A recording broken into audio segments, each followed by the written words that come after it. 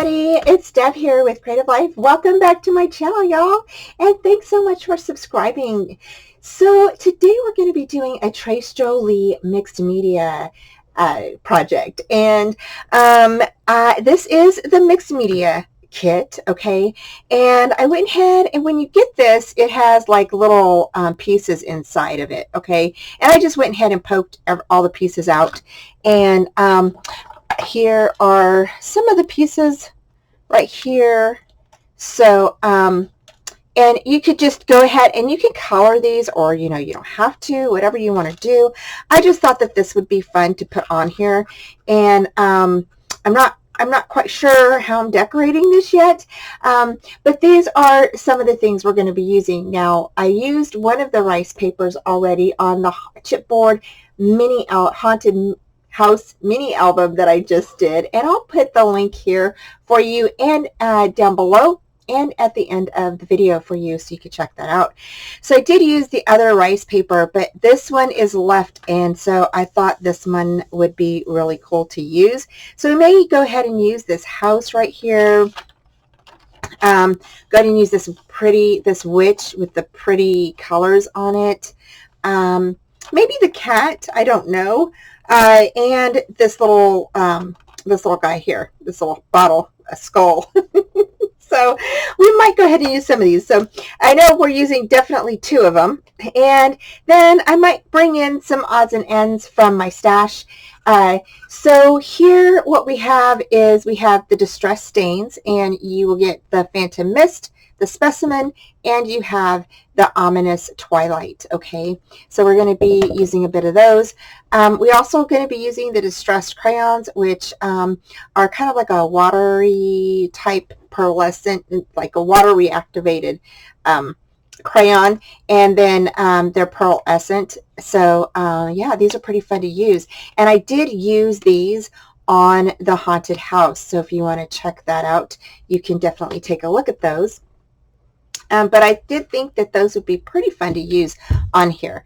So the first thing, I'm going to go ahead and put gesso on here, and it's just a clear gesso. You can do this however you want to. You can use black, you can use whatever you would like. I'm just going to go ahead and squirt some on here and go ahead and rub that out. And so let's go ahead and we're just going to get started, okay?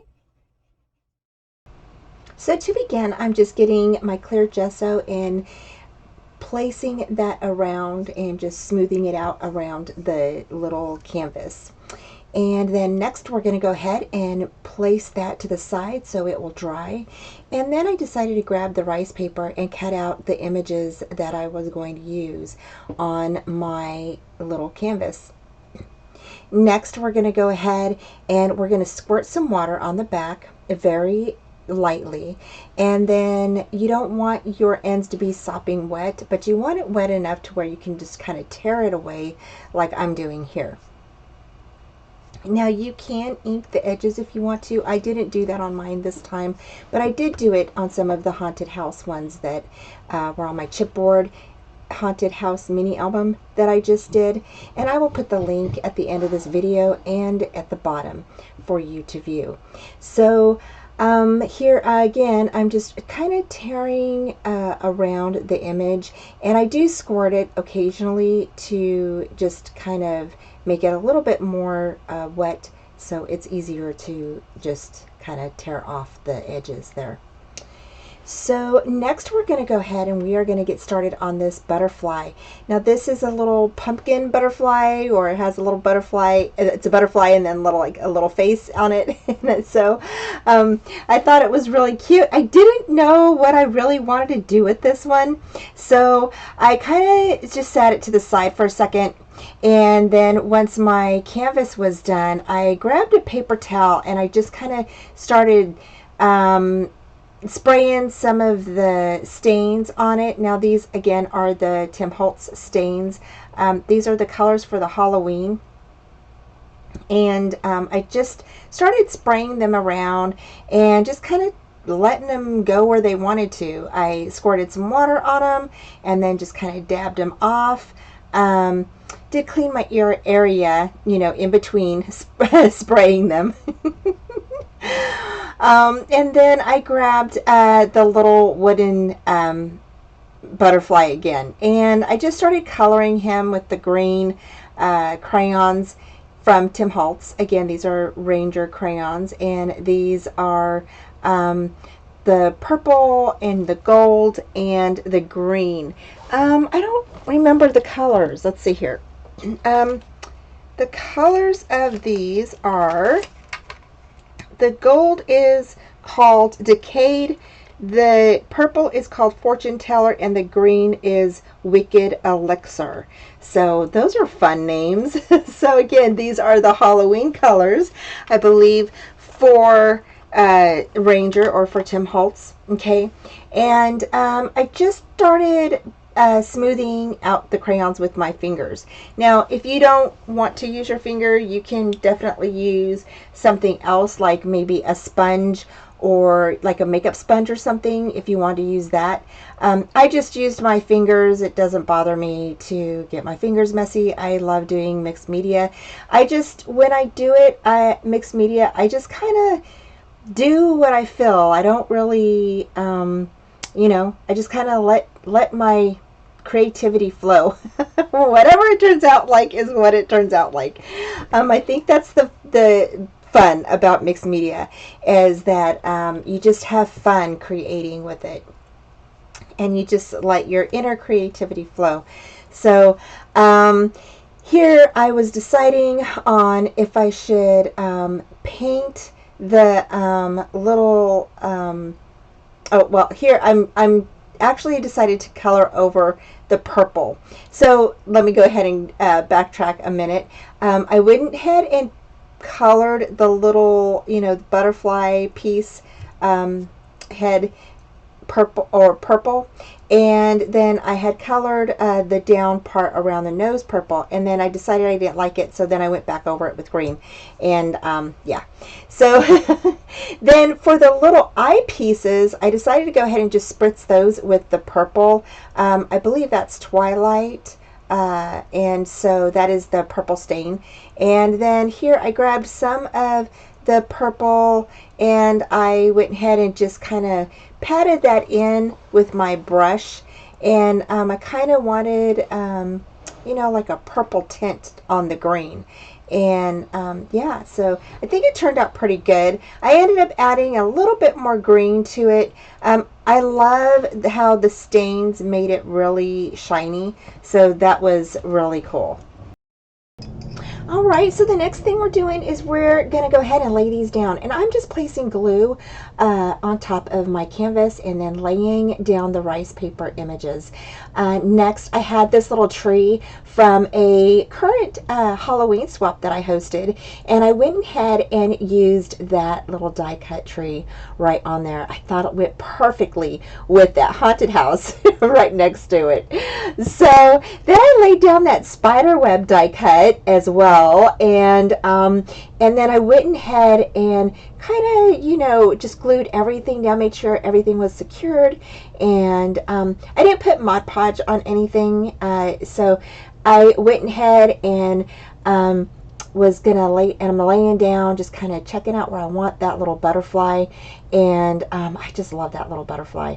And so so I went ahead and just placed glue all around the edges there, and then laid him down. And then I remembered I needed to lay down the spider web, and I was like, oh darn it, so I had to lift that back up, which was fine. It didn't dry down yet, so it was good. And then I had that die cut witch on the broom, which on the little image that is to the left there of the butterfly wing, she is actually on a broom as well. So I thought that would be fun. So I went ahead and popped her up with some foam tape, the black image there, and I just went ahead and placed her up in the sky right next to the tree. So along with the little witch and the tree die cut, I went ahead and added these bats and spiders die cut. And I will add the link down below for you. And you can check that die set out by My Crafting World Designs. It is a Halloween Heart mini album. And it does come with these bats and spiders. And I just thought it needed these. I mean, I think for Halloween you always need some bats and spiders, right? So yeah, so I really like how this turned out. I hope y'all do too.